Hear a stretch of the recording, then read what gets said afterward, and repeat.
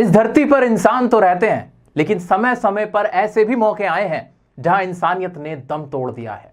मासूम लोगों का खून बहाया गया है, कत्लेआम किया गया है, उन्हें दर्दनाक मौतें दी गई हैं। ऐसा ही एक मौका आया था जब एडोल्फ हिटलर ने अपना साम्राज्य बढ़ाने के लिए लाखों करोड़ों लोगों का कत्लेआम किया था। कहा जाता है कि उसने तकरीबन 60 लाख से भी ज्यादा यहूदियों को मौत के घाट उतार दिया था। इसके लिए उसने बाकायदा मौत के लिए कैंप बना रखे थे, जिन कैंप के अंदर यहूदियों को डाला जाता था और उन्हें दर्दनाक मौत दी जाती थी। बच्चा है कि बड़ा फर्क नहीं पड़ता था, औरत है कि मर्द फर्क नहीं पड़ता था, बस सबकी एक ही तकदीर थी, वो थी एक दर्दनाक मौत। उन्हीं यहूदियों में एक लड़की थी जिसका नाम था एन फ्रैंक। वो भी उन्हीं कैंप में बंद थी। कैंप में रहते हुए एक बीमारी से उसकी मौत हो जाती है। उसके मरने के बाद उसके पिता को उसकी वो डायरी मिलती है। जब वो उस डायरी को पढ़ते हैं तो उन्हें पता लगता है कि एने ने उस डायरी में क्या लिखा हुआ है। उसने उस डायरी में अपनी सोच बता रखी है कि एक मासूम सी लड़की क्या सोचती है अपने बारे में, अपने परिवार के बारे में, अपने दोस्तों के बारे में, अपने टीचर्स के बारे में, उसके क्या ख्यालात हैं, वो सब एने ने अपनी डायरी में लिखा हुआ था। अपनी बेटी के प्यार में उसके पिता उस डायरी को पब्लिश कराते हैं और उसका नाम रखते हैं the diary of a young girl, जिसे आज हम एने की डायरी के नाम से जानते हैं।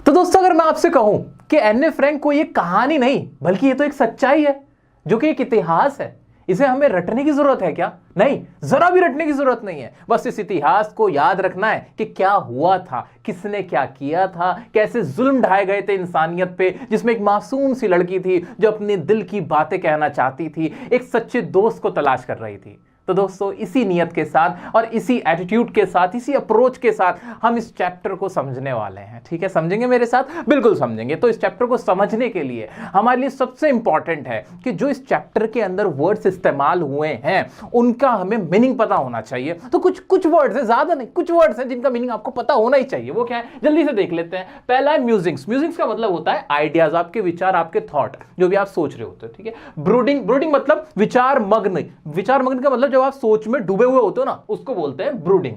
नेक्स्ट है कन्फाइड। कन्फाइड का मतलब होता है किसी पे भरोसा कर लेना, किसी पे विश्वास करना।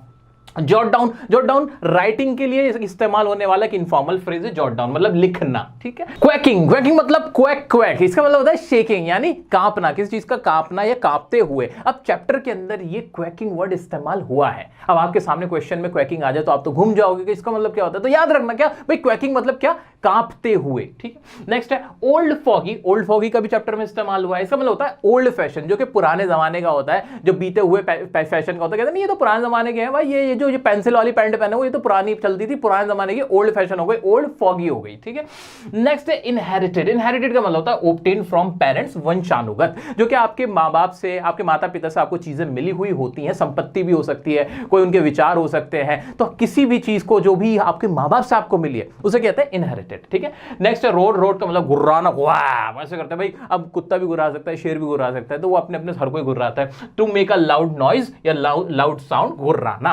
नेक्स्ट है इनकरेजिबल। ये आपको पता भी होना चाहिए, ऐसी चीज जिसको ठीक ना किया जा सके, क्या बोलते हैं, incorrigible, which can not be corrected, जो सुधारा ना जा सके। इतने वर्ड्स आपको, कम से कम ये वर्ड्स आपको पता होने चाहिए ताकि इस चैप्टर से रिलेटेड समझने में आपको दिक्कत नहीं होगी। आइए अब देखते हैं हमारा एक ऐसा लॉन्ग आंसर जिसको याद करने के बाद, जिसको पढ़ने के बाद आप शॉर्ट आंसर भी आराम से कर सकते हो और लॉन्ग आंसर भी आराम से कर सकते हो। तो आइए शुरू करते हैं। दोस्तों, लॉन्ग आंसर शुरू करने से पहले एक इंपॉर्टेंट बात मैं आपको बता दूं। ये जो नाम है एन, ये इंग्लिश में एन कहा जाता है, वैसे ये असली नाम है, एक फ्रेंच नेम है जिसको पढ़ा जाता है एना। आपने सुना भी होगा, मूवीज के अंदर देखा होगा, एना कहा जाता है, एनाबेल वाली डरावनी सी। तो एना नाम है, तो एना ही ज्यादा अच्छा भी लगता है बोलना, लेकिन आपको स्पेलिंग पता होनी चाहिए। आप एना भी बोल सकते हैं, इसको एना भी पढ़ सकते हैं। मैं एन पढ़ रहा हूं ताकि आपको याद रहे। ठीक है। तो कहीं अगर मैं भावनाओं में बह के एना बोल दूं ना तो फिर बुरा मत मान जाना। ठीक है, स्पेलिंग याद रखनी है।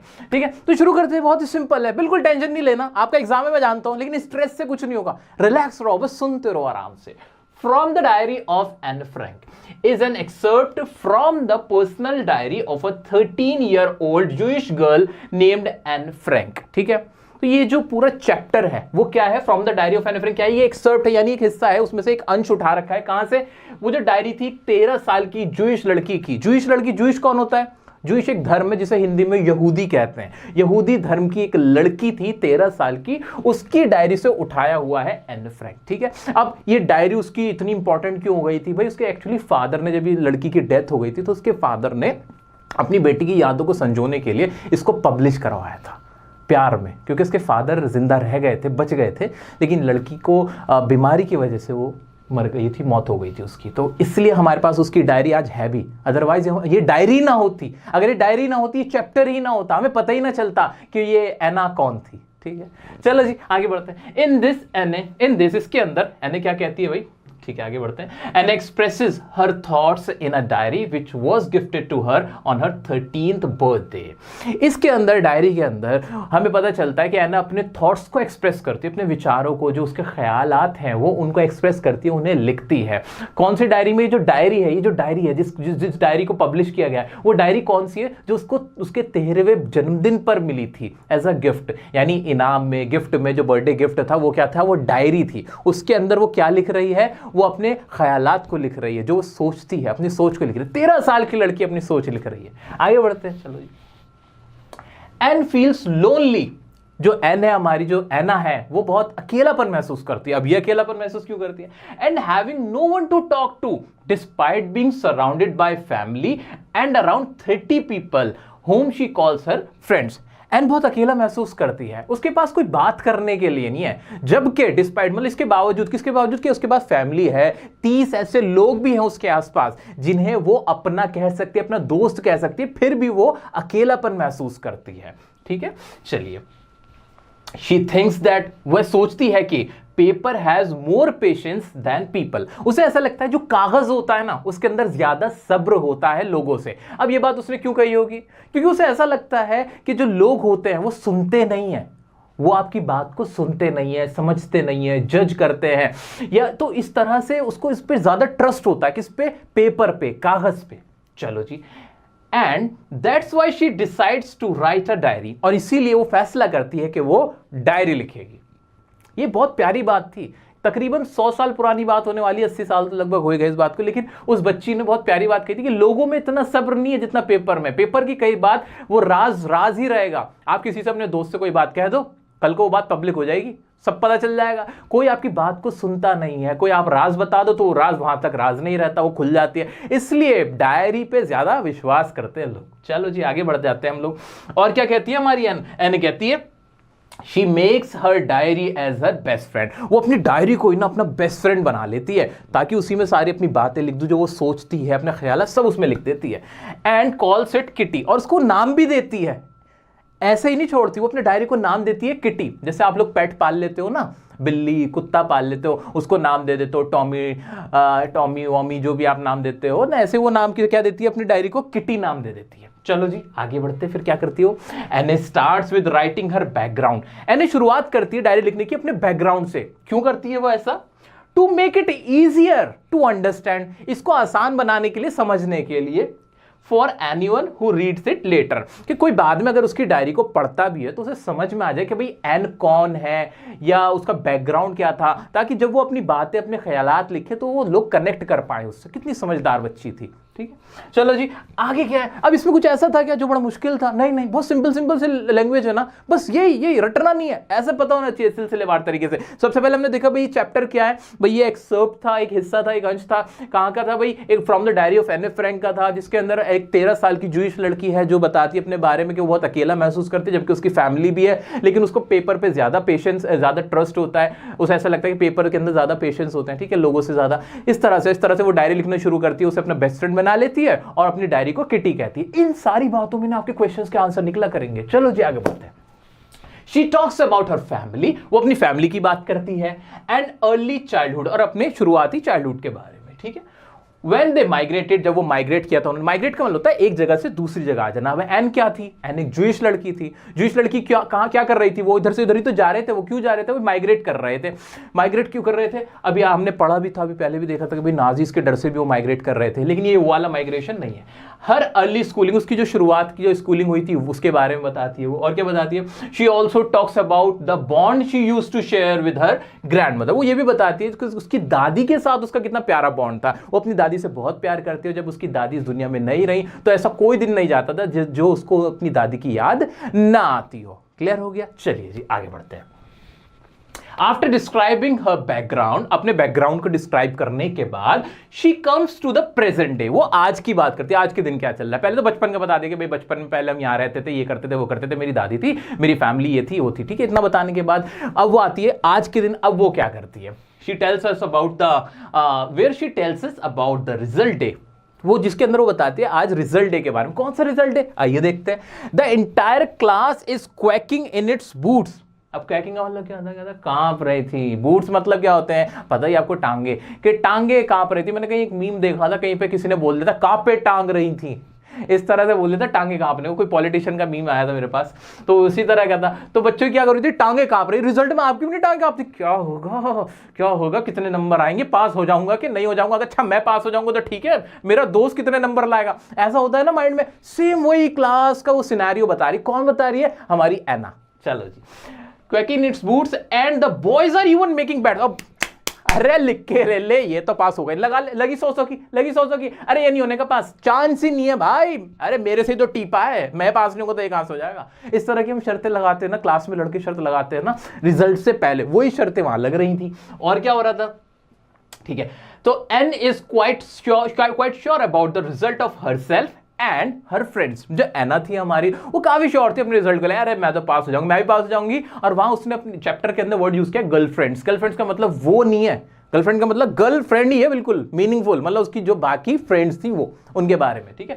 तो एना को लगता है कि वो भी पास हो जाएगी और उसकी जो गर्लफ्रेंड्स हैं, क्योंकि क्वेश्चन आ सकता है कहीं गर्लफ्रेंड ही लिखा आ जाए, आप परेशान हो जाओ कि एना की गर्लफ्रेंड, नहीं, गर्लफ्रेंड्स का मतलब जो उसकी गर्ल्स थी, जो उसके साथ रहती, जो उसकी वो फ्रेंड थी, वो था, ठीक है। तो मजाक नहीं कर रहा, मैं बहुत सीरियस नोट पे आपको समझा रहा हूँ ये चीज, ठीक है। आ जाओ जी। एंड हर फ्रेंड्स, ओके, यहां मैंने इसलिए जानबूझ के हर फ्रेंड्स लिख दिया ताकि आपको क्लैरिटी मिल जाए। आगे बढ़ते हैं। She is only doubtful in maths, उसे मैथ्स में डर लगता था। अरे उस वक्त में हम लोग मैथ्स नहीं पढ़ाते थे ना, शायद इसलिए वो टेंशन में आ गई होगी, ठीक है। तो वो डाउटफुल थी किसमें, मैथ्स में उसको थोड़ा सा लगता था कि मामला ऐसा नरम हो सकता है, कंपार्टमेंट आ जाएगी शायद।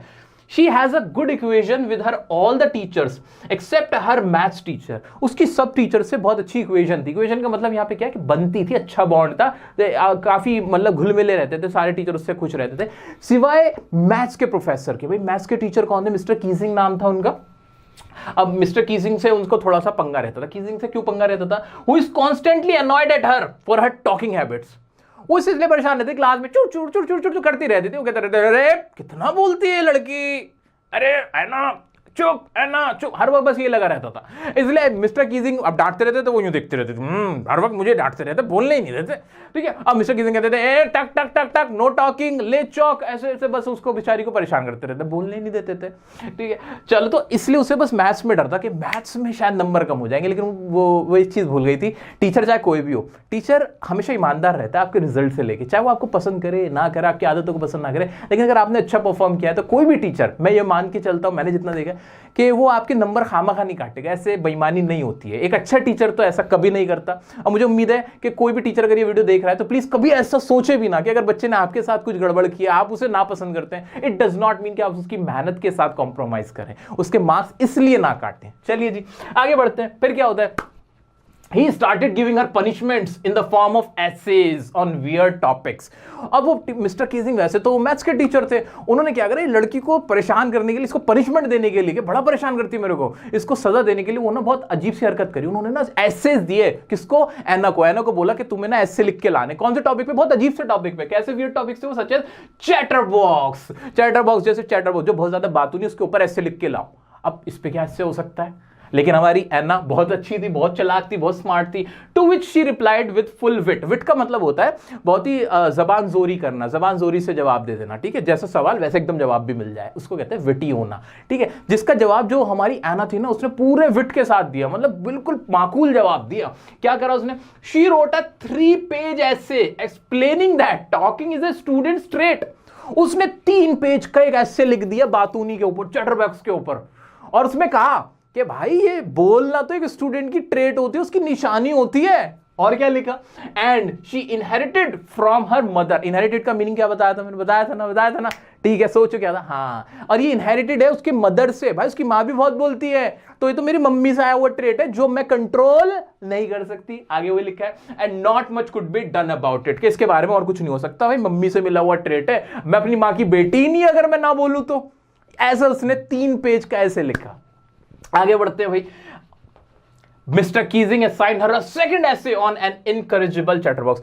मिस्टर कीजिंग ने 3 पेज का ऐसे देखा, हंसे, और उसके बाद एक और ऐसे दिया, इनकरेजिबल चैटरबॉक्स। इनकरेजिबल जिसको ठीक ना किया जा सके, ऐसा बात नहीं उसके ऊपर लिखो, लेकिन हमारे अन्ना कहां पीछे रहने वाली थी, उसने फिर उसके ऊपर भी ऐसे का जवाब बढ़िया से लिख के दे दिया। इसमें फिर मिस्टर जो कीजिंग थे उन्होंने कहा भाई ये लड़की बहुत चलाक है, ये नहीं मानेगी, ठीक है। अब वो अब ऐसे देना उन्होंने बंद कर दिया। आगे बढ़ते हैं, Anne did it again and finally he had enough. अब फाइनली जो उनके टीचर थे उन्होंने कहा बस बस बहुत हो गया। चलिए फिर क्या होता है, Mr Keesing interestingly Anna wrote a poem on the joke cracked by Mr Keesing. जब उसने दूसरा ऐसे दिया था ना, उस पे ना मिस्टर जो कीजिंग थे उसके टीचर थे, उन्होंने ना ऐसे जोक मारा था, उस जोक को भी ना एना ने क्या करा, सुन के उसके ऊपर एक पोएम बना डाली, और वो पोएम बना के टीचर को अपने दे दी। अब वो टीचर भी कितने मजेदार टीचर थे, वैसे वो बहुत चिढ़ते थे कि हाँ ये बड़ा परेशान करती है, लेकिन उन्होंने उस पोएम को लिया और अपने मुंह से पूरी क्लास को सुनाया, साथ में अपने भी कमेंट ऐड कर दिया, अपनी भी बातें उसमें डाल के, खुद भी हंसे, पूरी क्लास को भी हंसाया। यही आगे लिखा है, पढ़ के भी सुनाता हूं आपको। Wrote a poem on the joke cracked by Mr Keesing, कि इंटरेस्टिंगली एना ने एक ऐसी पोएम लिखी, एक जोक के ऊपर, जो मिस्टर कीजिंग ने जोक करा था, कुछ बात बोली थी, उसके ऊपर एक पोएम लिख डाली थी, which made the whole class laugh including Mr. Keesing himself, और जिसके ऊपर पूरी क्लास हंसी, मिस्टर कीजिंग भी हंसे। Since then Anne was allowed to talk in the class, तब से एन को वो कुछ नहीं कहते थे, उसको परमिशन मिल गई थी कि वो क्लास में बातें कर सकती थी। तो दोस्तों इस लॉन्ग आंसर को याद करने के बाद आइए देखते हैं क्वेश्चंस को, क्या हमें उन क्वेश्चन के आंसर मिल पा रहे हैं इसको याद करने से। चलिए जी, पहला क्वेश्चन है हमारा, आपकी बुक से ले रहा हूं, एनसीईआरटी की बुक है आपकी। Why does Anne provide a brief sketch of her life? क्या हमने पढ़ा था इसके बारे में कि जो एने थी उसने अपना जो ब्रीफ स्केच है वो पहले क्यों दिया था डायरी लिखने के टाइम पे, सबसे पहले उसने अपना स्केच क्यों दिया था, अपना बैकग्राउंड क्यों बताया था, इसलिए बताया था कि लोगों को समझ ही नहीं आएगा, nobody would understand about her, उसके बारे में लोगों को पता ही नहीं चलेगा वो कौन है क्या है अगर वो अपना ब्रीफ स्केच नहीं देती है। तो क्या ये सही है? बिल्कुल सही है। ऐसे ही नेक्स्ट क्वेश्चन है, Why was Mr. Keesing annoyed with Anne? What did he ask her to do? भाई मिस्टर कीजिंग कौन थे बताओ, आपको पता है? हाँ बिल्कुल पता है, मैथ्स टीचर थे। वो उससे अनॉयड क्यों रहते थे? क्योंकि बहुत ज्यादा, क्या कहा आपने, क्या कमेंट के लिखकर बताओ ना, क्या? अच्छा, चैटर बॉक्स, हाँ, क्योंकि वो उसको कहते थे चैटर बॉक्स से बहुत ज्यादा बातें करती है, शी टॉक्स अ लॉट। तो उन्होंने होमवर्क क्या दिया था? ऐसे लिखने को दिया था वियर्ड टॉपिक्स पे। क्या इतना आंसर हमने इसके अंदर से निकाल सकते हैं? बिल्कुल निकाल सकते हैं। देखो आपके सामने ये रहा answer, on weird topics such as chatterbox. वो पनिशमेंट वाली बात नहीं लिखी हुई है, तो ये कवर हो रही है, बिल्कुल कवर हो रही है। इसी तरह से और क्वेश्चन है हमारे, how did an justify her being a chatter box in ऐसे। इससे 2-3 नीचे छोटी लाइनें और लिख देनी है, जो नीचे की 2-3 लाइनें, तो ये वाला आंसर हो जाता है कि भाई एन ने अपने जो चैटर बॉक्स होने को कैसे जस्टिफाई किया, कैसे उसको सही ठहराया। इस सवाल का जवाब ये कि भाई उसने क्या किया, तो उसने बताया था कि भाई ये स्टूडेंट का क्या होता है, ट्रेट होता है, और ये उसे अपनी मां से इनहेरिटेड है। ठीक है, तो ये 2-3 वर्ड, ये जो की वर्ड्स है ना, ये लिख के आना, इनहेरिटेड या ट्रेट, ये वर्ड लिख के आना, पूरे नंबर मिलेंगे आपको। इसीलिए मैंने इसमें भी ये वर्ड यूज किए जानबूझ के। नेक्स्ट देखते हैं, do you think mister Keesing was a strict teacher? क्या ये सवाल है कि क्या आपको लगता है कि मिस्टर कीजिंग एक स्ट्रिक्ट टीचर थे? अब इसका आंसर रटने की कहीं कोई जरूरत नहीं है, ये आपको खुद सोच के बता देना, कहां नहीं बता। नहीं भाई, हमें नहीं लगता स्ट्रिक्ट टीचर होते तो वो हंसते क्यों, बाद में वो उसकी जोक्स पे क्यों हंसते, या बहुत ज्यादा स्ट्रिक्ट होते तो वो अपना स्ट्रिक्ट ही रहते, वो उससे कभी कन्विंस ही ना होते उसके आंसर से भी, ऐसा नहीं था। ठीक है, ऐसे ही है। नेक्स्ट क्वेश्चन अच्छा सा है, इसी को थोड़ा सा और ज्यादा इन्होंने बढ़ा रखा है क्वेश्चन को। Why does Anne need to give a brief sketch about her family? Does she treat Kitty as an insider और एन आउटसाइडर? इसी क्वेश्चन को थोड़ा इन्होंने आगे तक एक्सटेंड कर दिया है कि भाई उसने अपना ब्रीफ स्केच क्यों दिया था, अभी हमने इसके बारे में पढ़ा था, इसको थोड़ा लॉन्ग में बता दिया इन लोगों ने कि भाई वो किटी कौन थी, उसकी बिल्ली थी, उसको इनसाइडर समझती थी, आउटसाइडर समझती तो बात ही क्या थी भाई, वो अपना दोस्त मानती थी, इनसाइडर समझती थी। और what does N right in her first ऐसे, कि उन्होंने एन ने अपने फर्स्ट ऐसे में क्या लिखा था, फर्स्ट ऐसे चैटर बॉक्स के ऊपर क्या लिखा था, वही कि भाई ये स्टूडेंट का ट्रेट है और ये मदर से मिले हुए हैं। तो इस तरह के क्वेश्चन है, बहुत आसान से क्वेश्चन है, अगर आप भी इनको पढ़ोगे तो आपको भी उनके आंसर मिल जाएंगे। सो उम्मीद करता हूं दोस्तों आपको क्वेश्चन में प्रॉब्लम नहीं है आएगी, और एग्जाम से पहले जो हम रिवीजन करेंगे उसमें बहुत सारे क्वेश्चन कराऊंगा। अभी आपको कोशिश करो, अभी आप देखो आपने कितना समझा है, आप अपने क्वेश्चंस के आंसर करते हुए, अगर आपके टीचर ने आपको करा रखे हैं तो उनको समझने में आपको आसानी हो जाएगी। अगर आप खुद भी ट्राई करोगे तो आप खुद भी कर पाओगे। कोई सैंपल पेपर ले रहे हो उसमें से देख रहे हो तो उसमें भी आपको अब ज्यादा बेटर तरीके से समझ में आएगा, इस उम्मीद के साथ छोड़ जाता हूं। कोई डाउट आता है आप मुझे इंस्टाग्राम पे पूछ सकते हो, कमेंट में पूछ सकते हो, फेसबुक पे पूछ सकते हो। जुड़े रहो एग्जाम तक, ये वीडियोस आपके लिए अभी देखना इसलिए जरूरी है क्योंकि एग्जाम से पहले अगर आपका सारा सिलेबस अच्छे से रिवाइज हो जाता है तो आपको अच्छे मार्क्स मिलेंगे। चैनल को इसलिए सब्सक्राइब नहीं किया ना तो प्लीज सब्सक्राइब करके रखो, नोटिफिकेशन आपको मिलता रहना चाहिए। मेरी मेहनत अगर आपको अच्छी लग रही है, हमारी पूरी टीम की मेहनत अगर आपको अच्छी लग रही है, आपको लगता है कि हमें सपोर्ट करना चाहिए, तो प्लीज हमारी वीडियोस को शेयर किया कीजिए, लाइक के बटन को दबा के अपना प्यार दिखाइए और हमें भी महसूस कराइए कि हाँ हम कुछ अच्छा काम कर रहे हैं, आप लोगों का फायदा हो रहा है। मिलते हैं नेक्स्ट चैप्टर के साथ, 9, 10, 11, 12 पूरी सभी क्लासेस को कवर कराना है। तो मिलते हैं नेक्स्ट वीडियो में नेक्स्ट टॉपिक के साथ, तब तक के लिए बने रहे डियर सर के साथ। Good bye.